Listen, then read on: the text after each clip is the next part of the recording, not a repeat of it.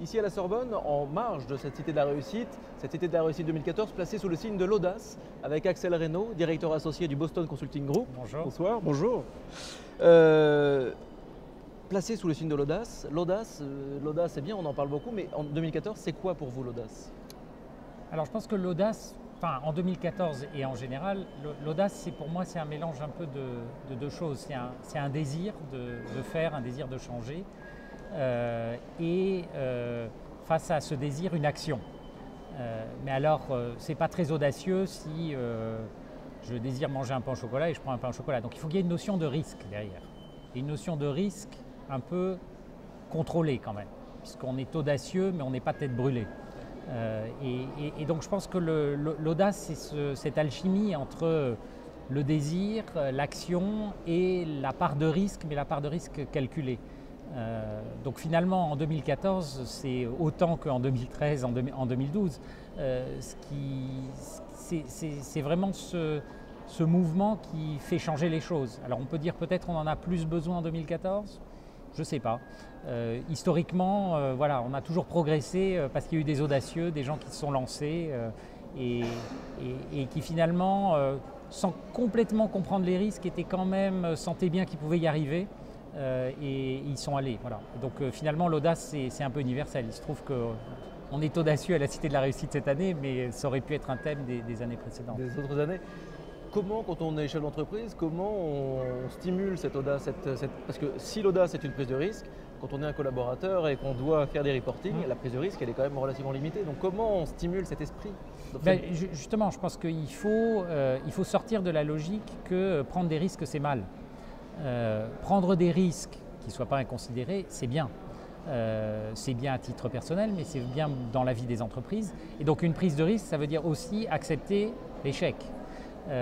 Alors l'échec complet quand on est parti complètement en vrille, qu'on n'a pas fait attention, qu'on n'a pas fait son petit travail de départ, ça c'est pas bien. L'échec quand on avait envisagé les voies de succès mais aussi les risques et que finalement voilà, on ne peut pas tout prévoir, l'échec c'est bien. C'est bien dans la vie des entreprises, c'est le monde des startups, on peut dire c'est le monde de l'échec. Vision négative, 95% ne survivent pas au bout de quelques années. Donc en fait c'est un désastre, c'est un échec, c'est nul les startups. Ben non, c'est très bien parce que dans ce vibrionnement, certains réussissent et puis c'est ça qui donne envie aux autres aussi d'y aller. Dans le monde de l'entreprise, je pense qu'il y a un rôle important pour les managers de susciter cette prise de risque et de ne pas pénaliser quelqu'un qui échoue.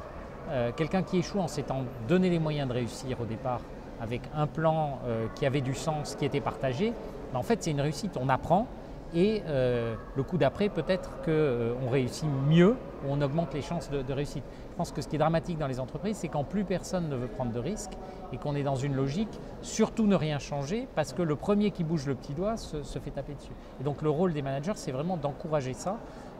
Pas de l'encourager de manière stupide en disant allez-y comme des fous, ouais. Mais trouver le bon équilibre. Et justement, ce que je disais dans l'audace, c'est une prise de risque, mais un risque calculé. Un mot sur cette Cité de la Réussite, donc placée sous le signe de l'audace? D'abord, c'est une réussite. Et vous êtes partenaire? Voilà, on est partenaire depuis 8 ans, donc un petit peu de recul. Je trouve qu'on retrouve, disons, les ingrédients des années précédentes, cette espèce de fourmillement, de débats, d'idées, de gens de tous les horizons. Moi, ce qui m'a marqué, c'est l'intensité des discussions dans les amphis et puis le nombre de personnes. Enfin, j'ai l'impression que voilà, on a atteint, alors peut-être on peut dire c'est les limites physiques de ce que la Sorbonne peut absorber en nombre de personnes, mais voilà, on sent vraiment une motivation des gens qui viennent et de tous ceux qui n'ont pas pu venir, parce que je crois qu'il y en a beaucoup qui voulaient. On dépasse les limites. Voilà, qui voulaient venir. Donc là, on peut effectivement se projeter un peu au-delà des murs physiques de la Sorbonne.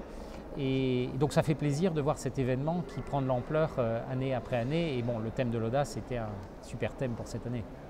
Merci beaucoup Axel Reynaud.